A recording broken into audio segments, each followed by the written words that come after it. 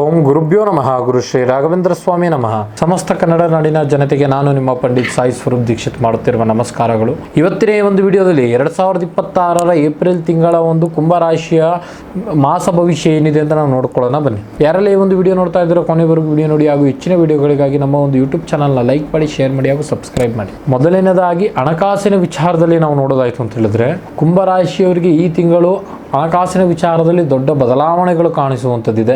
ಅಂದರೆ ನೀವು ನಿರೀಕ್ಷೆ ಮಾಡದ ಜಾಗದಿಂದ ನಿಮಗೆ ಹಣ ಕೈ ಸೇರುವಂಥದ್ದು, ಯಾವುದೋ ಒಂದು ಹಳೆಯ ಇನ್ವೆಸ್ಟ್ಮೆಂಟ್ಗಳು ಇವಾಗ ನಿಮಗೆ ಒಂದು ಡಬಲ್ ಲಾಭಗಳು ತಂದು ಕೊಡುವಂಥ ಸಾಧ್ಯತೆಗಳು ಬಹಳ ಇದೆ. ಕುಂಭರಾಶಿಯವರಿಗೆ ಟೆಕ್ನಾಲಜಿ ಮೇಲೆ ಅತಿ ಹೆಚ್ಚು ಗಮನ ಇರುತ್ತದೆ. ಹಾಗಾಗಿ ಅನಾವಶ್ಯಕವಾಗಿ ಹಣಕಾಸನ್ನ ಖರ್ಚು ಮಾಡ್ಲಿಕ್ಕೆ ಹೋಗಬೇಡಿ. ವೃತ್ತಿ ಮತ್ತು ಉದ್ಯೋಗದ ವಿಚಾರದ ಬಗ್ಗೆ ನೋಡೋದಾಯ್ತು ಅಂತ ಹೇಳಿದ್ರೆ, ನೀವು ಮಾಡುವಂಥ ಕೆಲಸ ಕಾರ್ಯಗಳನ್ನು ನೋಡಿ ನಿಮ್ಮ ಕೊಲೀಗ್ಸ್ಗಳು ನೋಡಿ ನಿಮ್ಮನ್ನು ಆಶ್ಚರ್ಯ ಪಡುವಂಥದ್ದು. ನೀವು IT ಮತ್ತು ಮೀಡಿಯಾ ರಿಸರ್ಚ್ ಫೀಲ್ಡ್ನಲ್ಲಿ ಇದ್ದವರಿಗೆ ಅತಿ ಹೆಚ್ಚು ಮನ್ನಣೆ ಸಿಗುವಂಥದ್ದು. ಆಫೀಸ್ನಲ್ಲಿ ಮ್ಯಾನೇಜ್ಮೆಂಟ್ ಜೊತೆಗೆ ವಾದ ವಿವಾದಗಳನ್ನ ಮಾಡ್ಲಿಕ್ಕೆ ಹೋಗಬೇಡಿ. ನಿಮ್ಮ ಪ್ಲಾನ್ಗಳು ಪಕ್ಕ ಆಗೋವರೆಗೂ ಯಾರಿಗೂ ಬಿಟ್ಕೊಡ್ಲಿಕ್ಕೆ ಹೋಗಬೇಡಿ.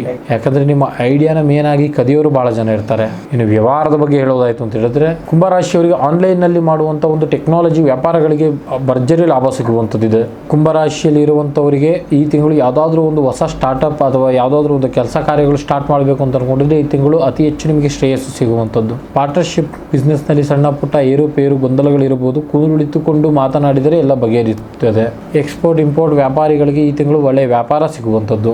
ಇನ್ನು ಕುಟುಂಬದ ವಿಚಾರದ ಬಗ್ಗೆ ನೋಡೋದಾದ್ರೆ, ಮನೆಯಲ್ಲಿ ಒಂದು ಮಾತಿಗೆ ಒಂದು ಒಳ್ಳೆ ಬೆಲೆ ಇರ್ತದೆ. ಆದರೆ ನೀವು ಒಂಟಿತನ ಬಯಸೋದು ಜಾಸ್ತಿ ಇರ್ತದೆ. ಮನೆಯವರ ಜೊತೆ ಬೆರೆಯೋದು ಕಮ್ಮಿ ಆಗ್ತದೆ. ಸ್ವಲ್ಪ ಜಾಗರೂಕರಾಗಿರಿ. ಇದರಿಂದ ಅವರಿಗೆ ಬೇಸರ ತಂದು ಕೊಡುವಂಥ ಸಾಧ್ಯತೆಗಳು ಬಹಳ ಇರುತ್ತೆ. ಹಾಗಾಗಿ ಫ್ಯಾಮಿಲಿ ಜೊತೆ ಸ್ವಲ್ಪ ಟೈಮ್ ಸ್ಪೆಂಡ್ ಮಾಡಿ. ಅಕ್ಕ ತಂಗಿಂದರಿಂದ ನಿಮಗೆ ಒಳ್ಳೆ ಬೆಂಬಲ ಸಿಗುವಂಥದ್ದು. ಇನ್ನು ಪ್ರೀತಿ ಪ್ರೇಮ ವಿಚಾರದ ಬಗ್ಗೆ ನೋಡೋದಾಯ್ತು ಅಂತ ಹೇಳಿದ್ರೆ, ಕುಂಭರಾಶಿಯವರು ಪ್ರೀತಿಲಿ ಸ್ವಲ್ಪ ಡಿಫ್ರೆಂಟ್ ಅಂತಾನೆ ಹೇಳ್ಬೋದು. ಏಪ್ರಿಲ್ ತಿಂಗಳಲ್ಲಿ ನಿಮ್ಮ ಪಾರ್ಟ್ನರ್ ಜೊತೆ ಯಾವುದಾದ್ರೂ ಒಂದು ನಿಮ್ಮ ಗುರಿ ಸಾಧನೆ ಬಗ್ಗೆ ನೀವು ಚರ್ಚೆ ಮಾಡ್ತೀರಿ. ನಿಮ್ಮಿಬ್ಬರ ನಡುವೆ ಒಂದು ಭೌತಿಕ ಸಂಬಂಧನೇ ಜಾಸ್ತಿ ಇರುವಂಥದ್ದು. ಸಿಂಗಲ್ ಆಗಿರೋರಿಗೆ ಸೋಷಿಯಲ್ ಮೀಡಿಯಾ ಅಥವಾ ಗೆಳೆಯರ ಬಳಗದಿಂದ ಯಾವುದಾದ್ರೂ ಒಂದು ವ್ಯಕ್ತಿಯ ಒಂದು ಆಗಮನ ಆಗುವಂಥದ್ದು ಸಾಧ್ಯತೆಗಳು ಬಹಳ ಇದೆ.